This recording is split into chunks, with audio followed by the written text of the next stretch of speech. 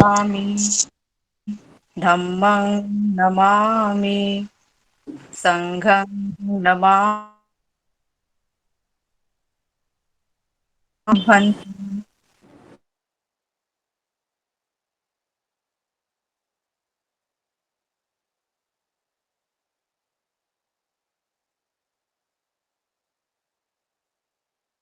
वन्दामि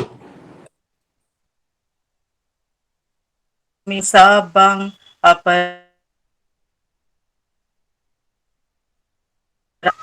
तत्यंपि ओकासवन्दामि भन्ते द्वारतयेनं कतं सबं अपराधं खमतु मे भन्ते ओकास अहं भन्ते तिसरणेन सह पंचशीलं धम्मं याचामि अनुगहन् कत्वा शीलं तेथं भन्ते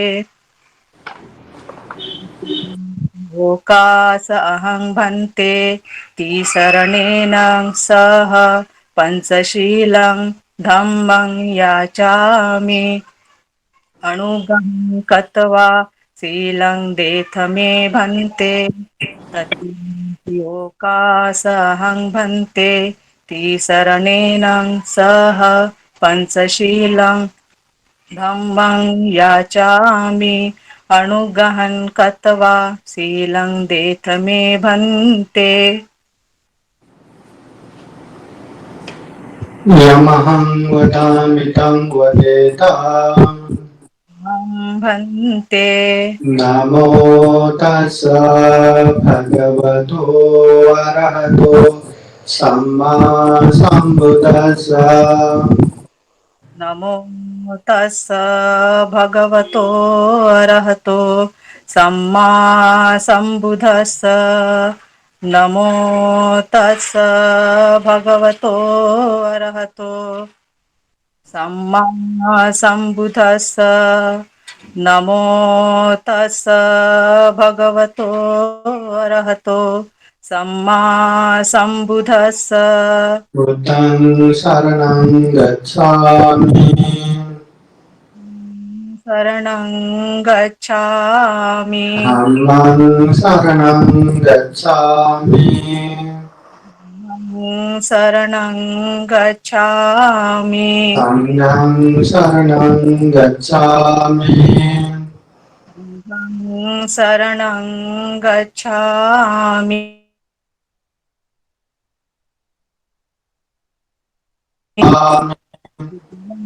बुद्धं शरणं गच्छामि द्वितीयाम्पि धम्मं शरणं गच्छामि द्वितीयाम्पि धम्मं शरणं गच्छामि द्वितीयाम्पि सङ्घं शरणं गच्छामि द्वितीयाम्पि सङ्घं शरणं गच्छामि तृतीयाम्पि बुद्धं शरणं गच्छामि तृतीयाम्पि बुद्धं शरणं गच्छामि तृतीयाम्पि धम्मं शरणं गच्छामि तृतीयाम्पि धम्मं शरणं गच्छामि तृतीयाम्पि सङ्घं शरणं गच्छामि तृतीयंपि संघं शरणं गच्छामि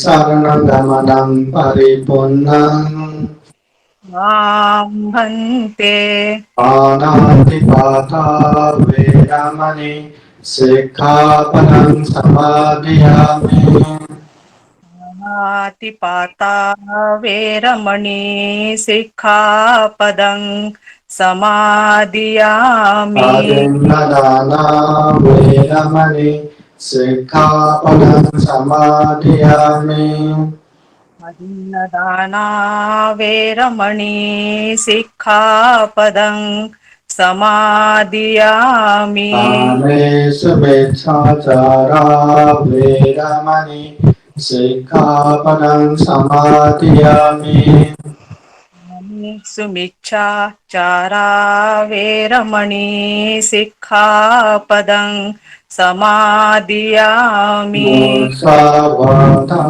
वेरमणि सिक्खापदं समादियामि मुसावादा वेरमणि सिक्खापदं समादियामि सुरामेरयो मज्जपमादत्ताना वेरमणि सिक्खापदं समादियामि सुरामेरय मज्ज पमादठाना वेरमणि सिक्खापदं समादियामि शरणेन सह पञ्चशीलं धम्मं साधुकां सुरक्षितं कृत्वा अपमादेन सम्पादेत भन्ते साधु साधु साधु साधु बुद्धं नमामि नमामि धम्मं नमामि नमामि संघं नमामि साधु साधु साधु वंदामि साधु संत समन्त चक्रवालेषु अत्र गच्छन्तु देवता सतमं मुनिराजस सुनन्तु सद्गमुखदम् धम्मश्रवणकालो अयं भदन्ता धम्मश्रवणकालो अयं भदन्ता धम्मश्रवणकालो अयं भदन्ता नमो तस्स भगवतो अरहतो सम्मा सम्बुद्दस्स नमो तस्स भगवतो अरहतो सम्मा सम्बुद्दस्स नमो तस्स भगवतो अरहतो सम्मा सम्बुद्दस्स महाकारुण्य तथागत भगवान बुद्ध को त्रिवार वंदना। महाकारुण्य तथागत बुद्ध द्वारा देशित सुआख्यात धम्म को त्रिवार वंदना। महाकारुण्य तथागत बुद्ध के आर्य श्रावक संघ को त्रिवार वंदना। परम पूजनीय बोधिसत्व डॉक्टर बाबा साहब अम्बेडकर और आज के विशेष धम्म देशना में उपस्थित श्रद्धा संपन्न बुद्धि संपन्न उपासक उपासिकाएं। महाकारुण्य तथागत बुद्ध ने जो जीवन भर बहुजन हिताय बहुजन सुखाय के लिए लोगों के हित और कल्याण के लिए ढेर सारे उपदेश दिए, उन सारे उपदेशों का एक केंद्र के रूप में आधार के रूप में कर्म सिद्धांत के विषय में कर्म और कर्म विभाग के विषय में उपदेश दिया है। जो व्यक्ति ये कर्म और ये कर्म विभाग को अच्छे से जानते हैं समझते हैं वो व्यक्ति अकुशल कर्म से दूर रह के कुशल कर्म में आगे बढ़ के सारे कर्म संस्कार को ही समन कर देता है, शांत कर देता है। पुनर्भव जो भी फिर से जो विपाक बनाने का काम है, जो फिर से बार बार ये दुख चक्र संसार चक्र में जन्म होने का जो संस्कार है कर्म संस्कार, उसको ही शांत कर देता है। तो फिर वो व्यक्ति ये जो संसार चक्र दुख चक्र को धम्म चक्र बना देता है, दुखों से मुक्त हो जाता है। इसलिए ये कर्म और कर्म विपाक को खूब अच्छे से जानना बहुत जरूरी है।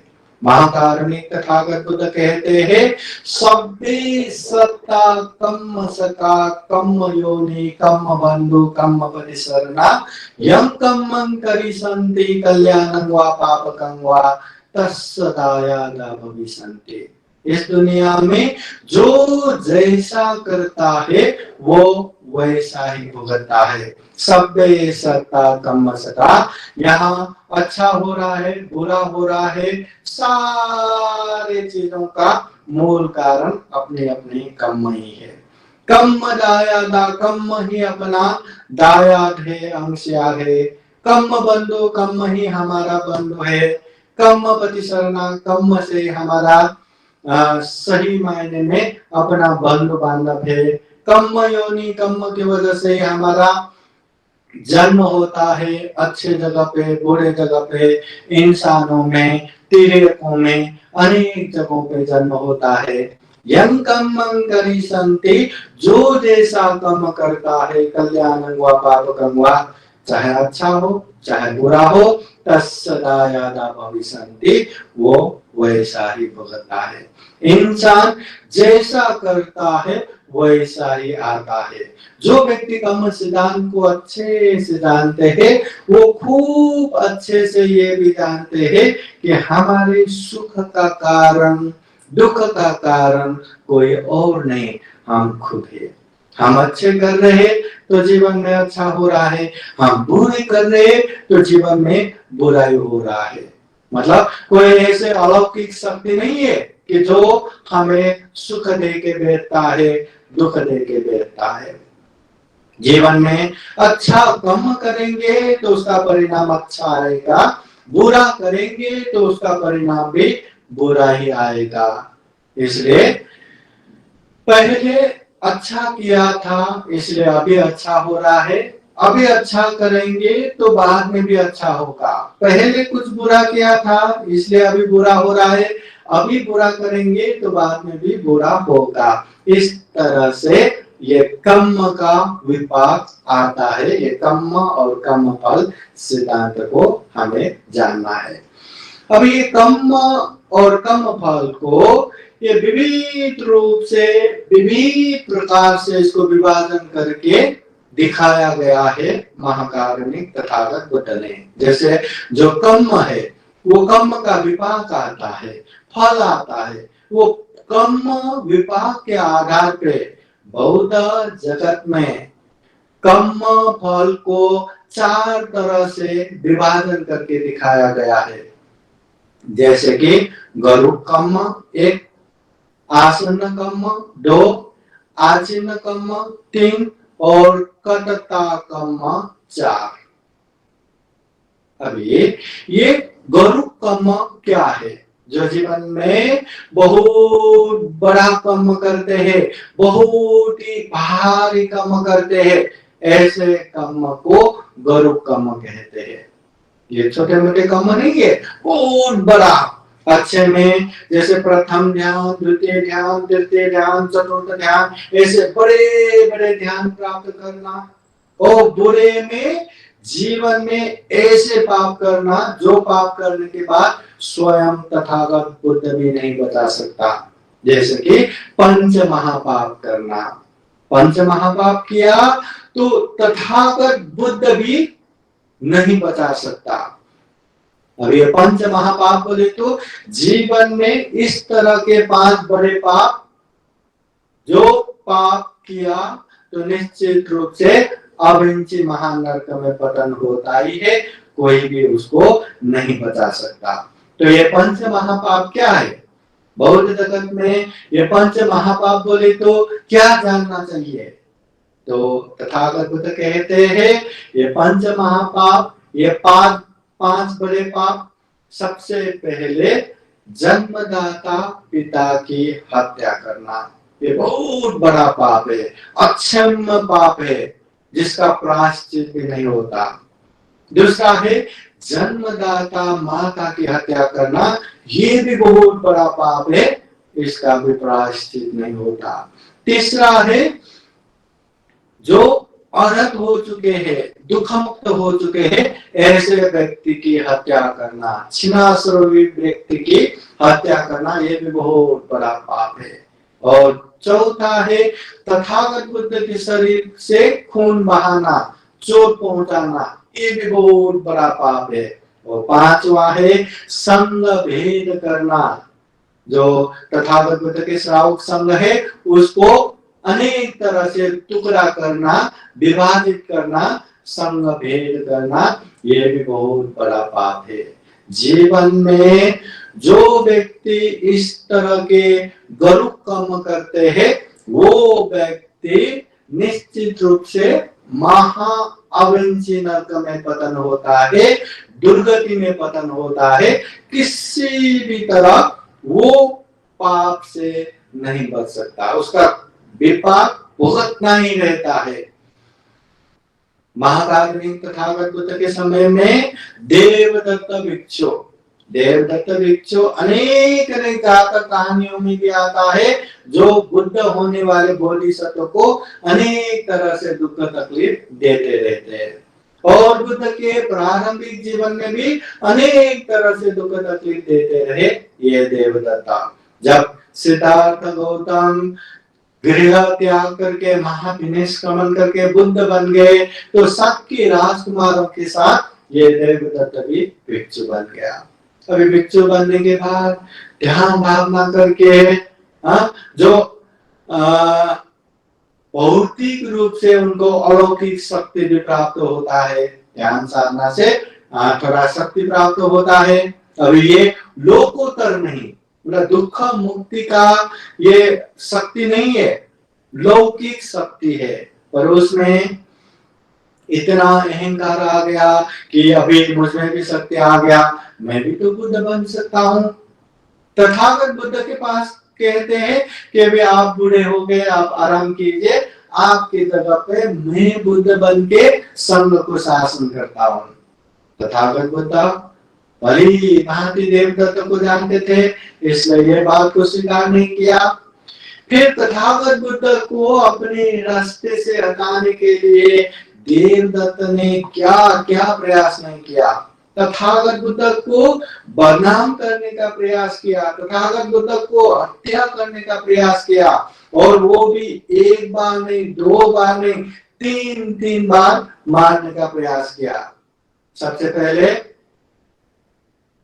मगध के राजकुमार अजातशत्रु, जो राजा बिंबिसार के सुपुत्र है, उनको हाथ में लेके उनको इतना कानों में फूंक दिया कि जीवन का कोई ठिकाना नहीं, कल को तुम मर गए तो राजा भी नहीं बन पाएंगे, तो बागी करो कि राजा बनने के लिए तुम्हारे पिताजी को जेल खाना में डालो। ऐसा कह के वो अजातशत्रु भी देवदत्त के चमत्कारिक शक्ति देख के भक्त बन गए, फिर सारे बातें मानने वाले उपासक बन गए। तो देवदत्त ने जैसे जैसे कहा अपने पिताजी को जेल में डाला। फिर ये अजातशत्रु राजा होने के बाद उसके सैनिक हत्यारा को लेके तथागत बुद्ध को मारने के लिए भी भेज दिया, मगर जो बुद्ध को मारने के लिए गए सारे के सारे बुद्ध प्रति प्रभावित होके शिष्य बन गए। फिर उसके बाद भी जब तथागत बुद्ध राजगृह के गृद्धकूट पर्वत में बार बार ध्यान करने जाते थे, वहां भी जब तथागत बुद्ध अकेले आते जाते देख के देवदत्त ने ऊपर से बहुत बड़ा पत्थर मार के मारने की प्रयास किया, मगर वहां भी ये पत्थर एक पहाड़ से निकला हुआ पत्थर में लग के दूर जा गिरा, मगर छोटे से टुकड़े तथागत बुद्ध के पैरों में या उंगलियों में लग के बहुत बड़ा कष्ट हो गया। इसके बावजूद भी देवदत्त ने नालागिरी जैसे एकदम भयंकर हाथी को मदिरा पिला के या दारू पिला के पागल जैसा बना के तथागत बुद्ध के सामने छोड़ दिया, ताकि तथागत बुद्ध को पैरों के नीचे कुचल के मार दे।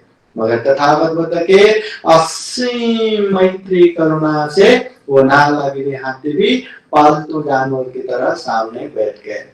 इस तरह बार बार बुद्ध को मारने की प्रयास किया, सफल नहीं हुआ। फिर तथागत बुद्ध के पास जाके वो 5 चीजें कि भिक्षु होने के बाद ऐसा ही करना चाहिए, वैसा ही करना चाहिए, मांगा बुद्ध ने। ये कोई पालन करना चाहते हैं तो पालन करेगा, नहीं तो ये पालन करना बाध्यता नहीं। तो बुद्ध की बातें सुन के देवदत्त ने सारे भिक्षुओं को ये बता के जो भी अपने पक्ष में आने वाले हैं सारे भिक्षुओं को लेके संघ में फूट डाल दिया, संघ भेद कर दिया, दूसरा ही संघ बना दिया। इस तरह देवदत्त ने अनेक अनेक पंच महापाप में आने वाले बड़े बड़े पाप करने के बाद अंत में पश्चाताप करके प्रायश्चित करने के लिए बुद्ध के दर्शन करने के लिए आए। मगर बुद्ध के नजदीक पहुंचते पहुंचते ये पृथ्वी के अंदर धंस के महा अविच्छि नरक में पतन हो गया। ये देवदत्त तथागत बुद्ध के रिश्ते में भाई है, तथागत बुद्ध के साथ साथ पले बड़े है। तथागत बुद्ध के शासन में बुद्ध होने के बाद भिक्षु भी बने, ध्यान साधना करके लौकिक शक्ति भी प्राप्त किया। मगर मन साय अच्छा नहीं रहा, चेतना अच्छा नहीं रहा। बुद्ध के साथ रह के भी इतना बड़ा पंच महापाप किया, इतना बड़ा पाप किया कि वो महा अविच्छि नरक में पतन हो गया। जो व्यक्ति ऐसे गरुड़ कर्म करते हैं तथागत बुद्ध भी उनको नहीं बचा सकता। अब यही देवदत्त की वजह से मगध के राजकुमार अजातशत्रु ने देवदत्त की बातें सुन के बागी करके अपने पिताजी को जेल में डाला, खुद राजा बन गया।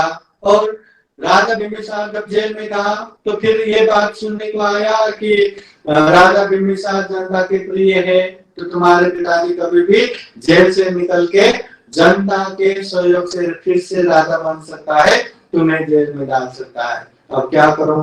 तो पिताजी को मार दो। तो ऐसे मारने का काम तो नहीं कर सकते, पिताजी है तो ठीक है, खाना मत दो, भूखे मर गया तो पाप किसको लगेगा? अन्न को लगेगा। रस्सी से बांध के रखो, अगर रस्सी से बांध के रखा वो उससे मर गया तो रस्सी को पाप लगेगा। ऐसा अनेक अनेक करके भूखा ही रखा। इसके बाद भी श्रोतापति भवन में पहुंच के राजा बिंबिसार संक्रमण करते करते जिंदा रहा। फिर ये चलते चलते जिंदा हो रहे करके नाई को भेज के ये पेड़ों के नीचे चीर के अनेक कष्ट दे के अंत में मार दिया।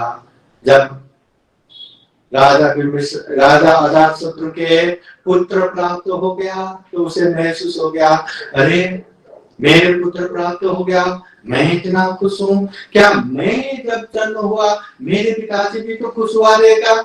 तो वो भागा अपने माँ के पास गए और पूछने गए, क्या जब मेरा जन्म हुआ पिताजी भी इतना ही खुश था? तो उसके माता जी कहते हैं, अरे मूर्ख, तुम जन्म होते समय तुम्हारे पिता इतना खुश, खुशी का ठिकाना नहीं। तो छोटे से समय में उम्र में जब तुम्हारे उंगली पे एक फोड़ा आया था तो उससे इतना तुम रो रहे थे, शांत नहीं हो रहे थे। तो उस समय राज दरबार में बैठे हुए तुम्हारे पिताजी के गोद में तुझे डाल दिया और खेलते खेलते वो उंगली तुम्हारे पिताजी के मुंह पे गए। तो वो मुंह के गर्मपना से तुम्हें आनंद मिला, तुम शांत बैठे और वो गर्मपना से वो फोड़ा फूट गया और उसकी गंदगी मुंह पे आया। उस समय तुम्हारे पिताजी ने वो उंगली निकाल के थूकने तक भी तुम्हें कष्ट होगा, वो बाहर निकाला तो हवा से तुम्हें कष्ट होगा करके वो गंदगी मतलब अंदर घुटक गए, मगर तुम्हें कष्ट नहीं पहुंचाया। इतना खुश थे तुम्हारे पिताजी। ये बात सुन के पश्चाताप करते करते भागा दरबार में आया और कहते हैं, मेरे पिताजी को मुक्त करो। तो वहां समाचार आया, पिताजी तो गुजर गए। फिर बाद में बहुत प्रायश्चित करके यहाँ वहां करते करते अजात शत्रु तथागत बुद्ध के पास भी गए, बुद्ध के भक्त भी बन गए, उपासक भी बन गए और खूब सारा धर्म के लिए काम किया। जब बुद्ध के महापरिनिर्वाण बाद पहला बौद्ध संघ आना किया तो राजा अजात शत्रु ने जितना भी खर्चा है, जितना भी आवश्यक व्यवस्था है, सब करके दिया था। मगर इतना करने के बाद भी अजात शत्रु ये मार्ग फल में प्रतिष्ठित नहीं हो पाया, दुख मुक्त नहीं हो पाया। पंच महापाप में एक पाप पिताजी का हत्या किया, इसलिए महा अविंची नरक में पतन होना पड़ा। तथागत बुद्ध कहते हैं अजात शत्रु अगर देवदत्त को मिलने से पहले बुद्ध से एक बार भी मिलता तो वही समय में श्रोतापति फल प्राप्त कर सकते हैं। इतना पुण्य पाल में होके भी अजात शत्रु देवदत्त के संगत में जाके इतना बड़ा पाप किया कि महा अविंची नरक में पतन होना पड़ा, दुर्गति में पतन होना पड़ा। जिंदगी में इतना बड़ा गुरु कर्म करने के बाद स्वयं तथागत बुद्ध भी चाहे तो बता नहीं सकता। अगर हाँ दूसरे छोटा मोटा पाप हो गया या ये पंच महापाप में नहीं आया तो उससे तथागत बुद्ध आरक्षण कर सकते हैं। जैसे हमने अंगुलीमाल की कहानी तो सुने ही होंगे। अंगुलीमाल का जिसने गुरु दक्षिणा देने के लिए 1000 उंगलियों का माला इकट्ठा करने के लिए कितने लोगों को मारा, गांव गांव उजाड़ दिया। इतने लोगों को मारने वाला जब तथागत बुद्ध के उपदेश सुन के वो बुद्ध के शिष्य बन गए, हिंसा त्याग दिए और बुद्ध के शरण में भिक्षु बन के अच्छे से धर्म का अभ्यास करते करते वो दुख मुक्त अरहत भी हो गया। उसने हजारों लोगों को मारा, एक एक इंसान को मारना कितना बड़ा पाप है, कितना दुर्गति में पतन होता है। मगर हजारों लोगों को मारने के बाद भी वो तथागत बुद्ध के शरण में जाके अच्छे से धम्म साधना अभ्यास करके वो दुख मुक्त हो गया। हाँ उसके बावजूद भी लोगों ने उसको पत्थर मार मार के ये परिनिर्वाण का कारण बना दिया, मरण का कारण बना दिया। पर मरण के बाद दुर्गति जाने की आवश्यकता तो नहीं हुआ। क्यों? क्योंकि उन्होंने पंच महापाप नहीं किया था। इसलिए जीवन में ऐसा गुरु कर्म, ऐसा पंच महापाप कभी नहीं करना। कभी भी जन्मदाता माता पिता की हत्या नहीं करना, छिनाश्रवी दुख मुक्त व्यक्ति की हत्या नहीं करना, बुद्ध के शरीर से खून नहीं बहाना। अभी बुद्ध नहीं है तो बुद्ध के शरीर से चोट पहुंचाना ये तो संभव ही नहीं। और संग भेद नहीं करना, जो संग है उसको टुकड़ा नहीं करना। तो ये पहला कर्म है गुरु कर्म। फिर कर्म फल के आधार पे दूसरा कर्म आता है आसन्न कर्म। आसन्न कर्म बोले तो जीवन के अंतिम अवस्था में करने वाले कर्म। जीवन भर उसने किया नहीं, जीवन भर उसने रहा नहीं, मगर अचानक से जीवन के अंतिम समय में वो हो जाता है, तो ऐसे कर्म को आसन्न कर्म कहते हैं। अभी जैसे मत्त कुंडली की कहानी में देखे तो मत्त कुंडली जो धनाढ्य सेठ के इकलौते पुत्र होने के बावजूद भी अपने पिता की कंजूसाई की वजह से बीमारी का इलाज नहीं करवाया और वो मरण शैया में पहुंच गया, मरने वाले हैं। ऐसे समय में अपने पिताजी के ऊपर इतना द्वेष, इतना क्रोध, अरे इतना धन संपत्ति होने के बावजूद भी मेरी पिताजी की कंजूसाई की वजह से मैं मर रहा हूँ, अकाल में मेरा मृत्यु हो रहा है। कितना दुख, कितना द्वेष। तो ऐसे समय में जब महाकारुणिक तथागत बुद्ध महाकरुणा समापति ध्यान से मत्त कुंडली को देखे तो तथागत बुद्ध श्रावस्ती में भिक्षा करना आते तो मत्त कुंडली के पास आए मत्त कुंडली ने तथागत बुद्ध को देखा तो देखते इतना प्रसन्न हो गया, अरे मेरी नसीब कि तथागत बुद्ध के दर्शन हो गया करके बुद्ध के प्रति प्रसन्न हो के वो प्राण त्याग दिया। उस समय जो अपने पिताजी के प्रति द्वेष था, दुराभावना था, वो सब भूल गए, केवल बुद्ध के प्रति प्रसन्न होके वो मर गए। और कहते हैं जैसे सो के उठे समान वो सुगति में पतन हो गए।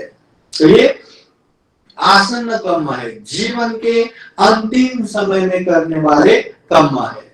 वैसे ही एक सत्यमानव की कहानी भी आता है। सत्यमानव अपने घर से दूर गांव में जाके अच्छे से गुरुकुल में रह के पढ़ाई लिखाई किया, और जब सभी पढ़ाई खत्म हो गया, शिल्प विद्या खत्म हो गया, तो गुरु को कहते हैं मैं आपको गुरु दक्षिणा के रूप में क्या दूं। तो गुरु कहते हैं अपने क्षमता के हिसाब से गुरु दक्षिणा देना रहता है, तुम्हारे बहुत क्षमता है, बहुत पैसे वाला है, इसलिए तुम 1000 स्वर्ण असर ला के दो। वो कहते हैं ठीक है। तो वो अपने घर में आते हैं, घर में बहुत समय के बाद आए तो सारे लोग खुशी। मानो कहते हैं मुझे गुरु दक्षिणा देने जाना है। तो क्या देने जाना है? 1000 स्वर्ण असर। खूब पैसा है, हाँ लेके जाओ करके तुरंत 1000 स्वर्ण असर का पोथी बना के दिया, और वो भी वो लेके गुरु दक्षिणा देने के लिए गए। गुरु दक्षिणा दे के आएंगे करके वो गए। अभी 1000 स्वर्ण असर बोले तो 1000 स्वर्ण मुद्रा बोले तो बहुत बड़ा संपत्ति हो गया। जब ये बातें चोरों को पता चला तो वो लोग योजना बना के गए थे कि जब ये जंगल की राह में पहुंचेंगे वहां उसको पकड़ के अंदर लेके जाएंगे, मारेंगे, धन संपत्ति लूट के लेके जाएंगे। तैयारी करके बैठे। अब ये सत्यमानव को पता नहीं, वो चल रहे थे। यहाँ तथागत बुद्ध ने महाकरुणा समापति ध्यान से देखे तो ये सत्यमानव की कल्याण हो सकता है, उसका मृत्यु निश्चित है, उसको टाला नहीं जा सकता, वो उसका कर्म है। तो अगर बुद्ध वहां गए तो उसका कल्याण होगा। ये जान के तथागत बुद्ध सत्यमानव के रास्ते में पहले ही एक पेड़ के नीचे बैठा रहा। जब सत्यमानव चलते चलते पेड़ के नीचे तथागत बुद्ध को देखा तो इतना प्रभावित हो गया, एक देवता समान 32 महापुरुष लक्षण से युक्त, 80 व्यंजन से युक्त तथागत बुद्ध देवता से कम नहीं दिखते। तो तथागत बुद्ध ऐसे पेड़ के नीचे देख के इतना प्रभावित हो गया तो वहां जाके नमस्कार करने गया। तब तथागत बुद्ध ने उनको बुद्ध पता है क्या, धम्म पता है क्या, संघ पता है क्या, ऐसा पूछने पे वो कहते मुझे पता नहीं। तब तथागत बुद्ध ने सारांश में बुद्ध गुण, धम्म गुण, संघ गुण के विषय में बताते हैं। यो वदतं पवरो मनुजेषु शक्य मुनि भगवा कथकिचो, गाथा द्वारा बुद्ध गुण, धम्म गुण, संघ गुण बताते हैं। और वही समय में वो सत्यमानव ने उसको पाठ करके वही तथागत बुद्ध को वंदना करके प्रभावित होके उपासक बन के वंदना करके वहां से चले जाते हैं। और रास्ते में जाते जाते भी यो वदतं पवरो मनुजेषु शक्य मुनि भगवा कथकिचो, ये बुद्ध गुण, ये धम्म गुण, ये संघ गुण को याद करते करते, स्मरण करते करते मन में प्रसन्नता लाते लाते वो रास्ते में जा रहा था। जब सुनसान जंगल की राह में पहुंचे तो वहां जो पहले 500 चोर बैठे थे उन लोगों ने उसको पकड़ लिया, अंदर लेके गया, उसको जान से मार दिया और सारा धन लेके भाग के वो मर गए। मगर अंतिम समय में तथागत बुद्ध के उपदेश सुन के प्रभावित होके उपासक बन के बुद्ध गुण, धम्म गुण, संघ गुण स्मरण करते करते वो प्राण त्याग दिया। तो वहीं से देवलोक में उत्पन्न हो गया, सुगति में पहुंच गया। इस तरह जीवन के अंतिम समय में जो कम करते हैं या जो कम होते हैं उसे कहते हैं आसन्न कर्म। जो जीवन में भारी भारी बड़ा बड़ा कर्म होता है वो गरुड़ कर्म हो गया, और जीवन के अंतिम समय में जो होता है उसे आसन्न कर्म कहते हैं। और तीसरा कर्म फल के आधार पे तीसरा कर्म है आचिन्न कर्म। यह आचिन्न कर्म बोले तो कोई भी व्यक्ति जो निरंतर अभ्यास करते हैं वो कर्म को आचिन्न कर्म कहते हैं। जैसे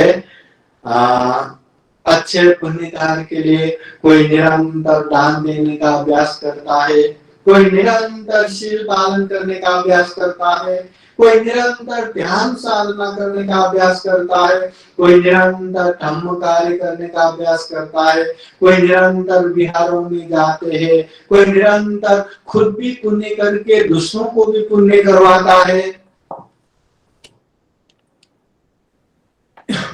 तो उसी तरह जो भी जीवन में निरंतर जो अभ्यास करते हैं ऐसे कर्म को आचिन्न कर्म कहते हैं। जैसे कि महाकारुणिक तथागत बुद्ध सम्यक संबुद्ध बनने के लिए अनंत अनंत जन्मों से उन्होंने 10 पारमिता पूर्ण किया, 10 उपपारमिता पूर्ण किया, 10 परमर्थ पारमिता पूर्ण किया। तो ये 30 पारमिता जो निरंतर अभ्यास किया इसे आचिन्न कर्म कहते हैं। ये सिद्धार्थ गौतम बुद्ध जब दीपंकर तथागत बुद्ध के पास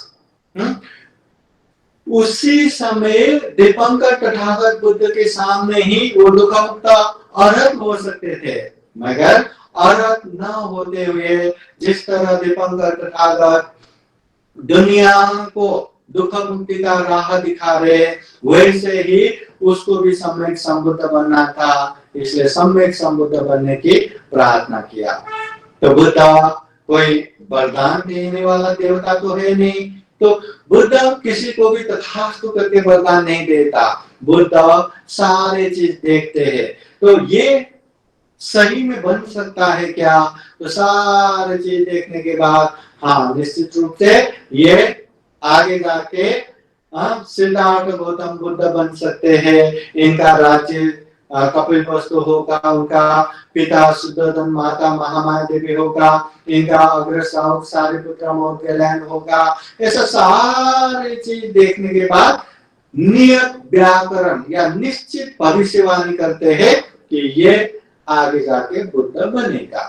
तो वो बुद्ध बनने की नियत व्याकरण दीपंकर बुद्ध के बुद्ध से प्राप्त होने के बाद सिद्धार्थ बोधिसत्व ने उस समय सुमेध ऋषि ने बुद्ध बनने के लिए क्या करना पड़ता है?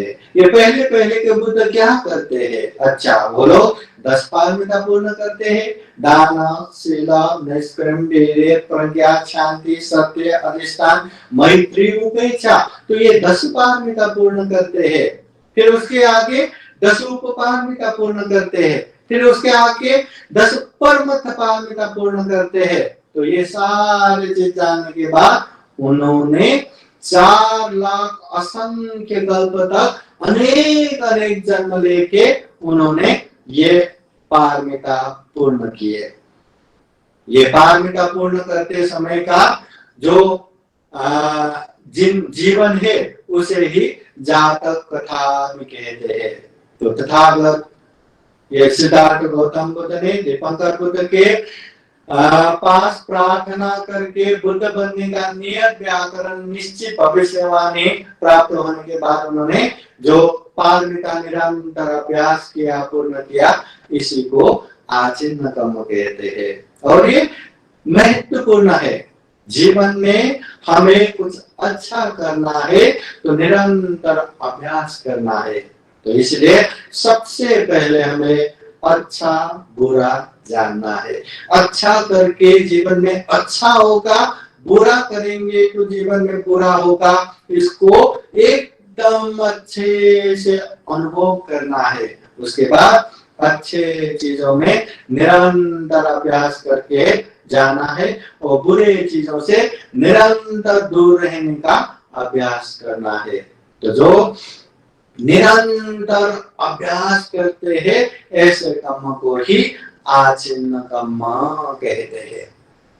तो इस तरह कर्म फल के आधार पे एक हो गया गरुड़ कर्म, पहाड़ी कर्म, दूसरा हो गया आसन्न कर्म, जीवन के अंतिम समय में होने वाला कर्म, तीसरा हो गया आचिन्न कर्म, जो निरंतर अभ्यास करने वाला कर्म, और चौथा है कतत्ता कर्म। कतत्ता कर्म बोले तो जीवन में कभी कभी ही होने वाले कर्म, मतलब वो निरंतर अभ्यास भी नहीं किया जाता, कभी कभी कैसे कैसे हो जाता है, ऐसे कर्म को ये कतत्ता कर्म कहते हैं। जैसे हम पुटीगत भिक्षु की कहानी सुनते हैं।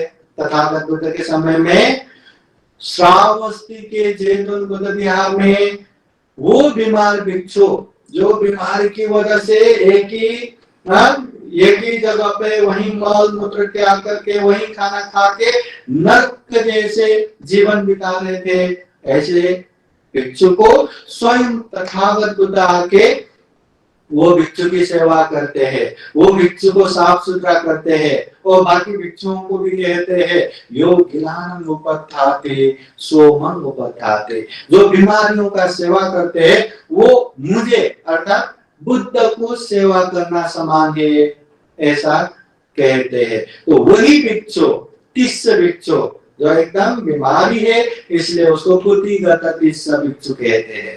तो वो भिक्षु तथागत बुद्ध के उपदेश सुन के दुख मुक्त अर्हत भी हो गए।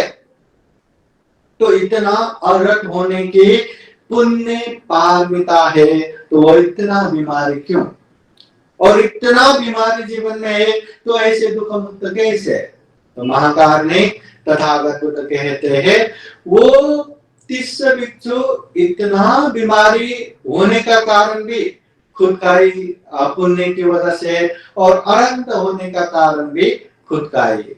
उन्होंने प्राणियों को पहले जन्म में शिकारी होके प्राणियों को अनेक तरह से दुख कष्ट पूर्वक हिंसा किया।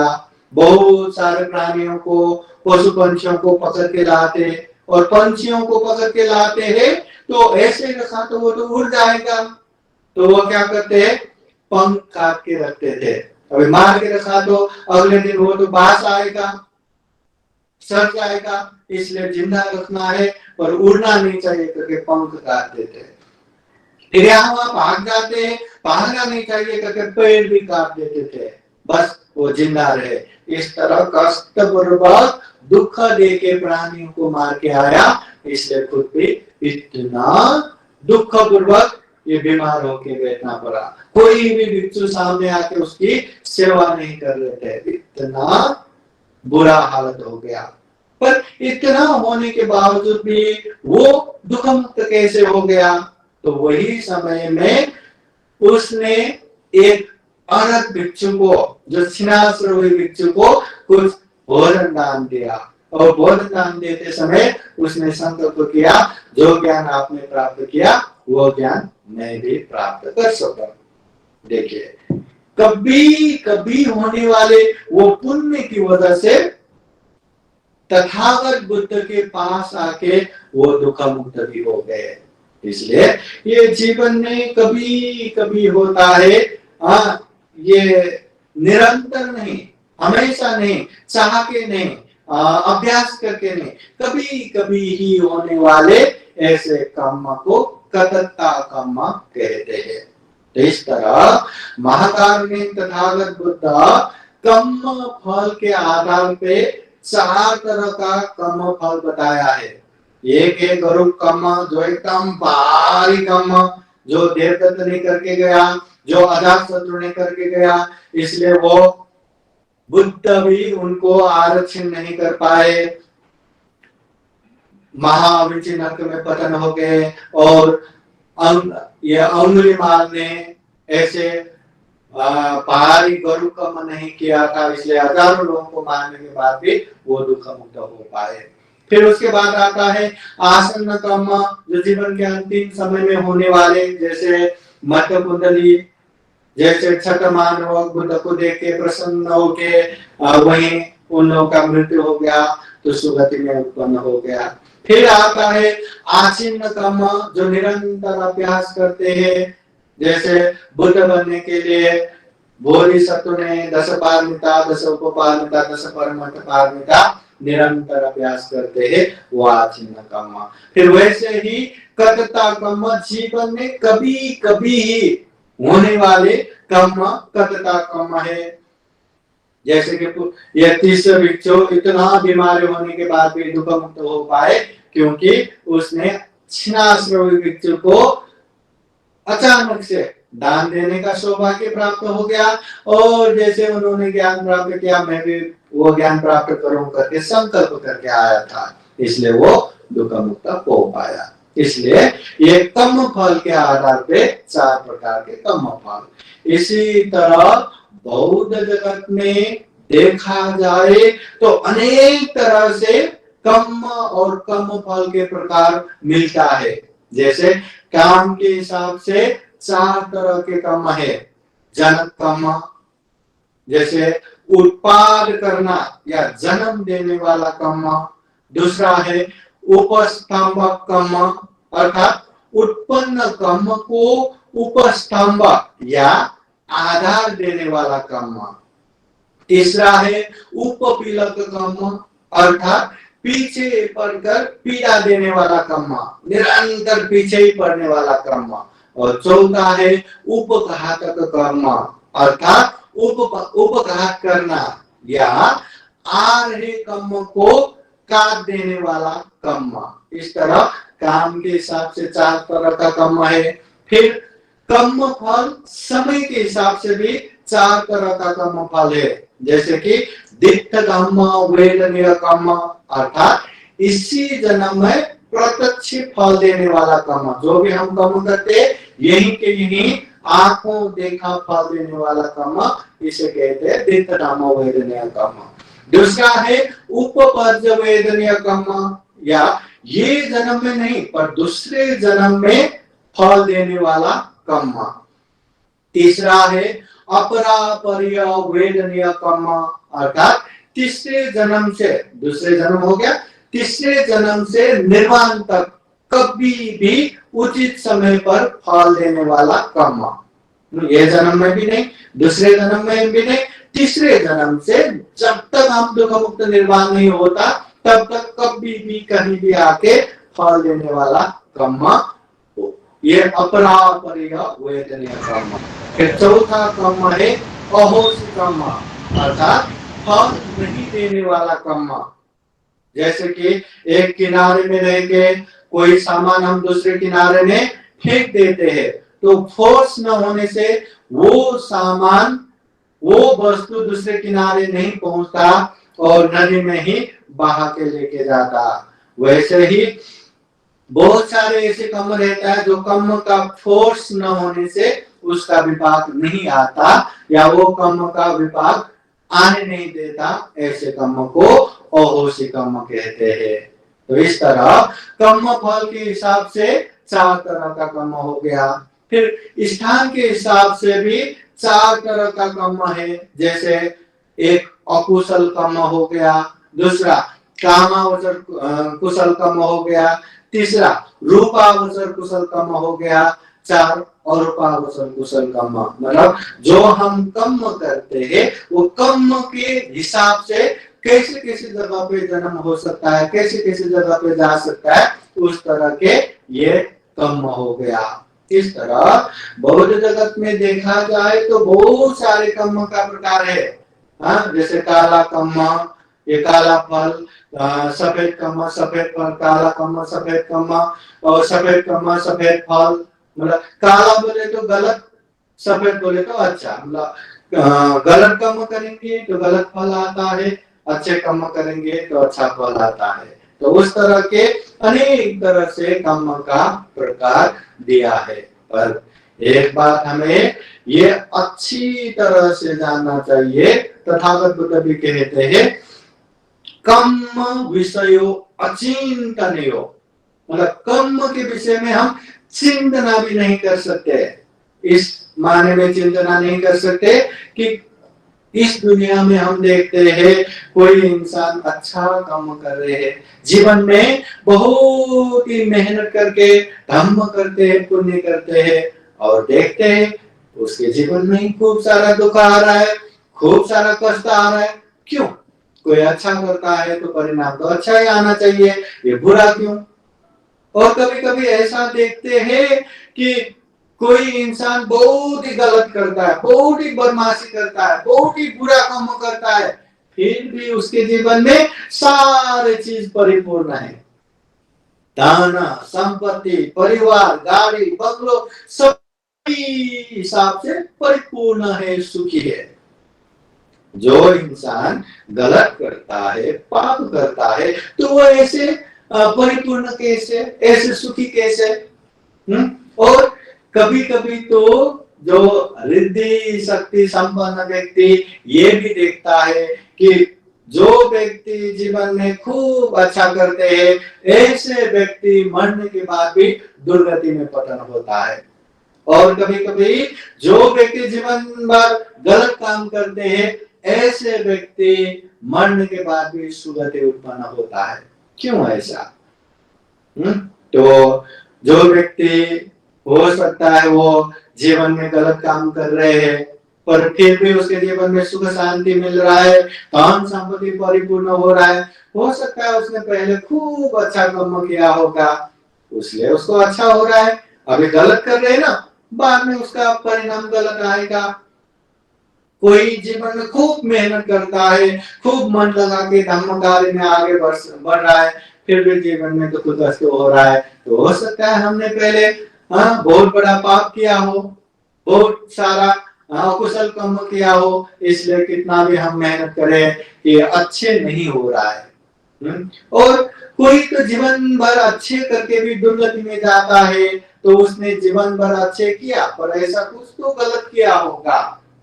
जैसे मल्लिका महारानी, कौशल देश के राजा प्रसेनजीत के महारानी, इतना पुण्य कार्य किया, बुद्ध के उपासक बन के इतना धर्म कार्य किया, मगर जीवन में एक झूठ बोलने की वजह से 7 दिन तक वो ये दुर्गति में पतन होना पड़ा।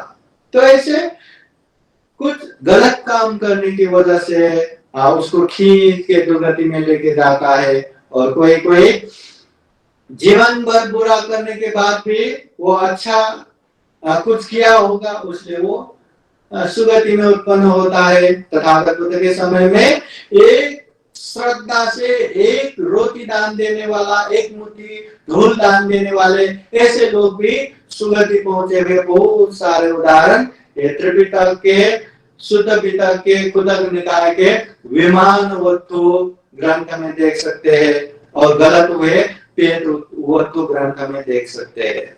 तो इस तरह महाकारुणिक तथागत बुद्ध कहते हैं कम विषयो अचिंतन्यो, कम के विषय में हम चिंतन ही नहीं कर सकते। एक समय तथागत बुद्ध के अग्र श्रावक सारिपुत्र भिक्षु, जो प्रज्ञा में एक जगह प्राप्त है, लाखों भिक्षुओं में प्रज्ञा में अग्रस्थान प्राप्त सारिपुत्र भिक्षु, जहां जहां सारिपुत्र भिक्षु रहता है वहां वहां बुद्ध की कमी कभी महसूस नहीं होता। तो वो सारिपुत्र भिक्षु भी एक समय ध्यान में बैठ के अपने कर्म के विषय में सोच रहा था कि मैं कौन से जन्म में क्या हुआ और मैंने क्या किया, उसके बाद क्या हुआ, ऐसा वैसा चिंतना करके बैठ रहे थे। उस समय महाकारुणिक तथागत बुद्ध सारिपुत्र भिक्षु को समझाते हैं कि हे सारिपुत्र, ये जो कर्म के विषय में हम चिंतना कर रहे हैं कि अचिंतनीय हो, चिंतना नहीं कर सकते, ऐसे अनमतज्ञ अनंत जन्म मरण ऐसे हम कल्पना उसके विषय में अगर हम सोचता रहा, देखता रहा, तो ये जिंदगी खत्म हो जाएगा, फिर भी वो खत्म नहीं होगा। इसलिए ज्यादा ये कर्म के विषय में ऐसा वैसा सोच के बैठना नहीं है, बस हमें अच्छा करना है, ये प्रकृति का नियम है। अच्छा करेंगे तो अच्छा परिणाम आएगा। हो सकता है वो तुरंत ना आए, कोई कोई काम का परिणाम क्या रहता है, अभी क्या अभी परिणाम आता है। किसी को अच्छा बोला तुरंत वो भी अच्छा बोलेगा, किसी को अच्छा किया तुरंत उसका अच्छा परिणाम आएगा, तत्काल आता है। और कोई कोई कर्म फल कुछ समय के बाद आता है, कोई कोई कर्म फल जीवन के अंतिम समय में आता है, कोई कोई कर्म फल जीवन के बाद आता है, सुगति दुर्गति प्राप्त होता है। इसलिए कोई भी कर्म का फल अभी नहीं आया करके हमें लापरवाही नहीं होना। बहुत सारे पाप करने वाले, अकुशल करने वाले, हाँ इतना पाप करने के बाद भी मुझे पैसा मिल रहा है, मुझे ये सुख सुविधा मिल रहा है, हाँ उसमें बहुत मजा ले लेके वो पाप करता है। मगर जब वो पाप का फल भुगतना पड़ेगा ना, तो आंखों से आंसू गिरा के एकदम पश्चाताप करते करते शोक संताप से भुगतना पड़ेगा। और ये पुण्य, ये धम्म भी, ये इतना कर रहे, दान दे रहे, शील पालन कर रहे, ध्यान धारणा कर रहे, पर उसका परिणाम ही नहीं दिख रहा है, जीवन में सुख शांति नहीं हो रहा है, ऐसा निराशा भी नहीं होना। बूंद बूंद मिलके घड़ा भर जाता है, वैसे ही थोड़ा थोड़ा पुण्य मिलके भी बहुत बड़ा सुख का कारण बनता है। इसलिए जीवन में हमें निरंतर पुण्य ही करना चाहिए, धम्म ही करना चाहिए। अगर कोई व्यक्ति गलत काम करता है, अकुशल करता है, पाप करता है, तो उसका विपाक उसी को भुगतना पड़ेगा। ऐसा नहीं कि मैंने गलत काम किया, मैंने अकुशल पाप किया, अभी क्या करे, अभी मैं तो बड़ा बनते हूँ, छोटे छोटे बनते को बांध देता हूँ, या मेरा बहुत सारे उपासक उपासिकाएं, चलो उपासक उपासिकाओं को बांध देता हूँ। क्या ये संभव है? क्या नहीं, मैंने पाप किया तो मुझे ही भुगतना पड़ेगा, जिसने किया उसी को भुगतना पड़ेगा। और वो पाप से बचने की जगह इस दुनिया में कहीं भी नहीं है। चाहे पानी के नीचे छुपो, समुद्र के नीचे छुप के बैठो, पाप से नहीं बच सकता। चाहे आकाश में छुप के बैठो, पाप से नहीं बच सकता। चाहे जमीन में, जंगल कंदरा गुफाओं में छुप के बैठो, पाप से बचने की जगह कहीं भी नहीं है। इसलिए महाकारुणिक तथागत बुद्ध धम्मपद में कहते हैं, नान्तलिखे न समुद्रमध्ये न पब्बतानं विवरं पविसा न विजति सो जगति पदेशो यथा थियो मुञ्चेय पापकम्मा न अंतलिखे न समुद्र मध्य। अगर कोई व्यक्ति पाप करता है, अकुशल करता है, तो पाप से बचने की जगह न आकाश में है, न समुद्र में है, न जमीन में है।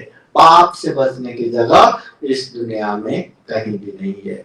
मतलब कोई गलत करता है, कोई अकुशल करता है, तो वो अकुशल का विपाक हमें भुगतना ही है, भुगतना ही पड़ेगा। जीवन में छोटे छोटे भी अकुशल करो, जीवन में छोटे छोटे भी पाप करो, उसका भी विपाक बनता है, उसका भी हमें दुष्परिणाम भुगतना पड़ेगा।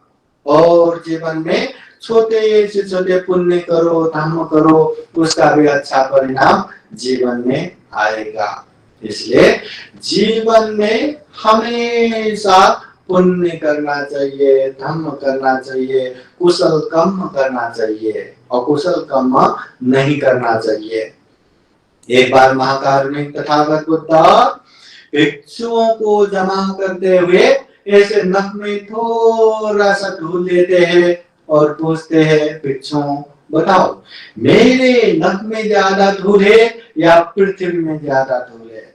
सारे भिक्षु कहते हैं, भगवान आपके नख में तो क्या धूल है, सारा पृथ्वी धूल से भरा हुआ है, आपके नख में एक एकदम कम, न्यून, थोड़ा गौण ही धूल है, सारा पृथ्वी में ज्यादा धूल है।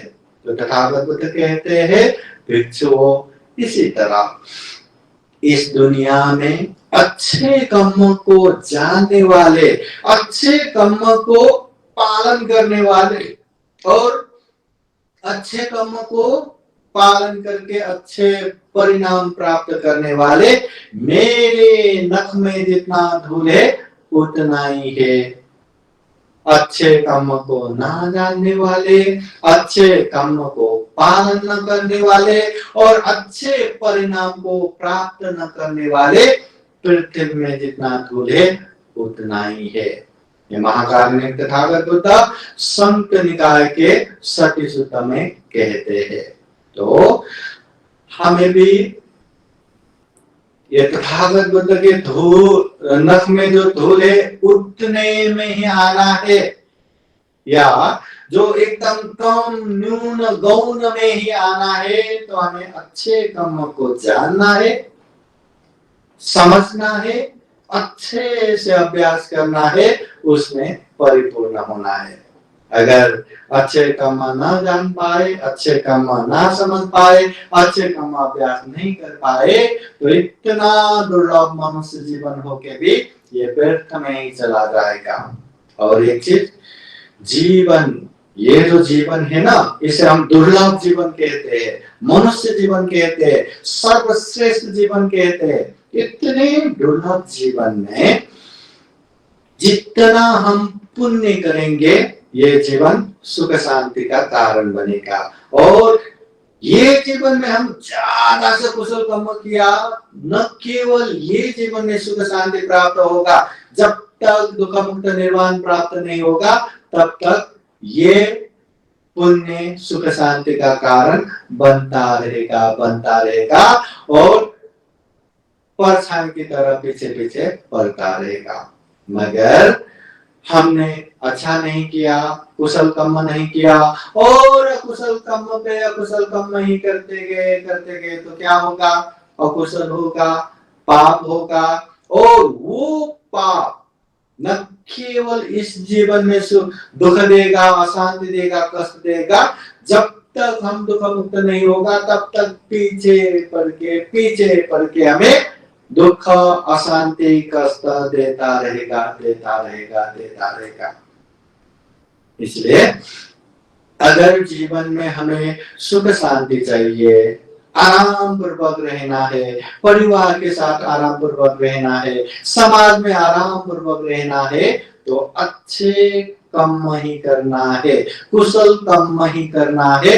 इसलिए कुशल कर्म जानना है, समझना है, पालन करना है। और दुख, अशांति नहीं चाहिए तो अकुशल कर्म से दूर रहना है। अकुशल कर्म बोले तो ये शरीर से बुरा नहीं करना, वाणी से बुरा न बोलना, मन से बुरा न सोचना। कम से कम ये शरीर से ये हिंसा करना, चोरी करना, व्यभिचार करना, ये अकुशल नहीं करना। कम से कम ये वाणी से झूठ बोलना, असत्य बोलना, चुगली करना, निंदा चर्चा करना, ये पाप नहीं करना। और कम से कम ये मन से भी ये लोभ लालच रखना, द्वेष रखना और मिथ्या दृष्टि होना, ये अकुशल कर्म नहीं करना है। और कुशल पुण्य कर्म करना है बोले तो हमें दान देना चाहिए, शील पालन करना चाहिए, ध्यान भावना करना चाहिए, जो सम्माननीय व्यक्ति है उसको सम्मान करना चाहिए, जो सम्माननीय व्यक्ति है उसकी सेवा करना चाहिए, जो हम पुण्य प्राप्त करते हैं वो पुण्य दान करना चाहिए। उसी तरह ये कोई पुण्य दान करता है तो उसका अनुमोदन करना चाहिए, धम्म देशना सुनना चाहिए, धम्म की बातें दूसरों को भी सुनाना चाहिए, अंधविश्वास से दूर होना चाहिए। ऐसा ढेर सारा पुण्य कर्म भी हमें करना चाहिए। तो इस तरह अकुशल कर्म से दूर रह के कुशल कर्म में आगे बढ़ेंगे तो निश्चित रूप से जीवन में सुख शांति होगा, निर्वाण प्राप्ति का सहायक बनेगा। जब तक कर्म है कर्म का फल तो भोगना ही है। अच्छे कर्म रहा तो अच्छे जगह पे, बुरे कर्म रहा तो बुरे जगह पे। जब ये कर्म संस्कार पूर्णतः शांत होगा, समन होगा, तब अच्छे जगह पे भी जन्म नहीं, बुरी जगह पे भी जन्म नहीं। जब तक ये जीवन में है उसके बाद दुख मुक्ति है। तो उसके लिए हमें कर्म को भी अच्छे से समझना है, कर्म विपाक को भी अच्छे से समझना है, और जीवन में ढेर सारा कुशल कर्म करते करते ये दुर्लभ जीवन, ये अमूल्य जीवन, ये सर्वश्रेष्ठ जीवन को भी सफल और सार्थक बनाना है। तो आज के समय में इतना ही हम देशना देते हैं और कामना करते हैं कि हम भी जीवन में खूब सारा कुशल कर्म करते करते सभी दुखों से मुक्त निर्वाण की तरफ निरंतर आगे बढ़ सके। जीवन में बुद्ध धम्म संघ का आशीर्वाद रहे और खूब सारा पुण्य कर्म कुशल कर्म कर सके, यही कामना करते हुए ये रामदेशना यही समापन करते हैं और बुद्धवाणी पाली गाथा द्वारा आशीर्वाद देते हैं। सभीतियो विवचन्तु सब्बरोगो विनाशतु माते भवतु अन्तरायो सुखी दीर्घायुको भव भवतु सर्वमङ्गलं रक्षन्तु सर्वदेवता सर्वभूतानुभावेन सदा सुखी भवन्तु ते भवतु सर्वमङ्गलं रक्षन्तु सर्वदेवता सर्वधर्मानुभावेन सदा सुखी भवन्तु ते भवतु सर्वमङ्गलं रक्षन्तु सर्वदेवता सर्वसङ्गानुभावेन सदा सुखी भवन्तु ते एचितं पाचितं तुह्यं क्षिप्रमेव समेचतु सवे पुरेन्दु चित्तसङ्कल्पा छन्दोपन्नरसो यथा आयु आरोग्ये सम्पत्ति सर्गसम्पत्तिमेव च अतो निब्बान सम्पत्ति इमिनाते समेचतु। साधु साधु साधु बहुत बहुत साधुवाद। धम्मं नमामि संघं नमामि। सुखी हो, मंगल हो, कल्याण हो।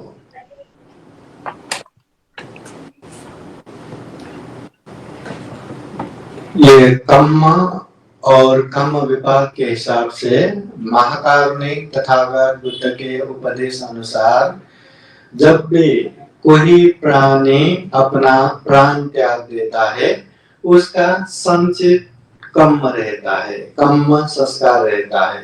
अच्छे कर्म रहा तो उसको अच्छे जगह के तरंग से उसको खींचता हुआ सुगति में लेके जाएगा। अगर उसका बुरा कर्म रहा तो उसको भारी कर्म की वजह से दुर्गति के तरंग उसको खींचता हुआ लेके जाएगा। मगर कोई भी प्राणी मृत्यु के तुरंत बाद उसका भव या दूसरा जन्म होता ही है। मतलब ये 7 दिन तक घूमते रहेगा, 15 दिन तक घूमते रहेगा या 49 डेज तक वो घूमता रहेगा। और कोई दान देंगे या कोई उन लोगों के नाम पे पुण्य करेंगे तो वो लोग सुगति प्राप्त होगा, ऐसा नहीं है। कोई पुण्यवान है तो अच्छे जगह पे तुरंत उसका उत्पन्न होता है, कोई दुष्शील है तो उसी हिसाब से वो दुर्गति में भी तुरंत उत्पन्न होता है, वो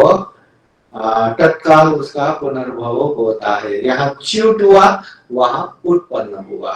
इसलिए ये हम पितृ के नाम पे पुण्य करेंगे तो ही वो सुगति जा पाएंगे, अन्यथा नहीं जा पाएंगे, ऐसा नहीं है। उसके कर्म उसको जगह पे पहुंचा देता है।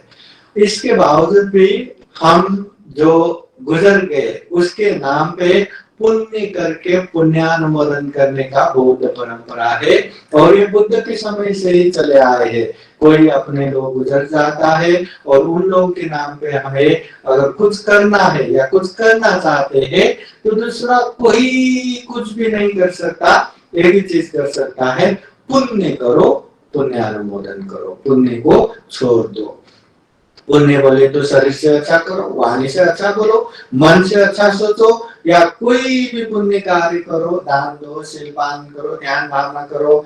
तो पुण्य करके वो पुण्य द्वारा अपने दिवंगत को याद करते हुए उसका सुगति प्राप्त हो, निर्वाण प्राप्त हो करके जल को साक्षी रखते शरीर वाणी मन से पुण्यानुमोदन करते हैं।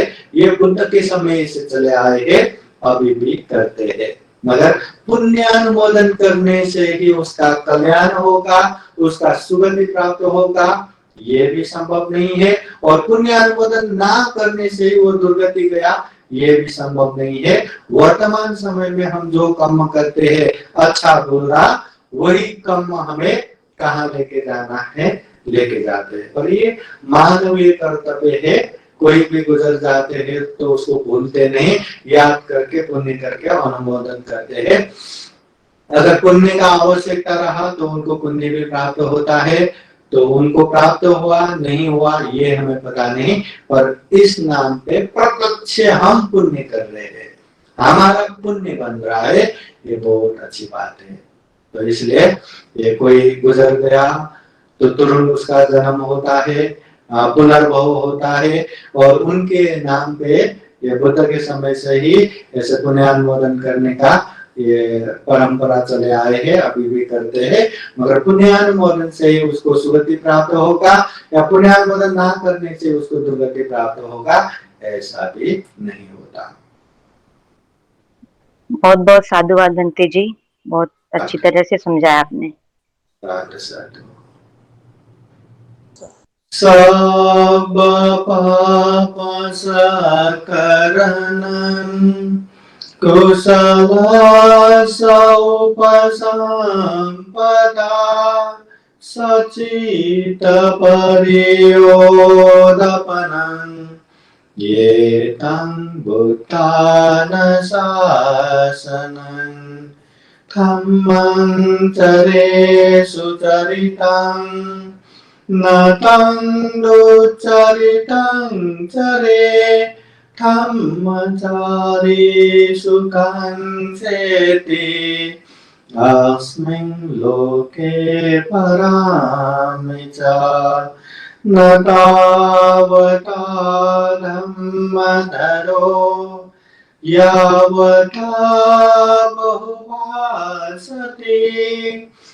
यो चापं प्रसुत्वाना धम्मं कायेन पश्यति सवे धम्मधरो होति यो धम्मं न पमज्जति नास्ति मे शरणं अन्यं बुद्धो मे शरणं वरं एतेन सत्सवचेन होतु मे जयमङ्गलं नास्ति मे शरणं अन्यं धम्मो मे शरणं वरं एतेन सत्सवचेन होतु मे जयमङ्गलं नास्ति मे शरणं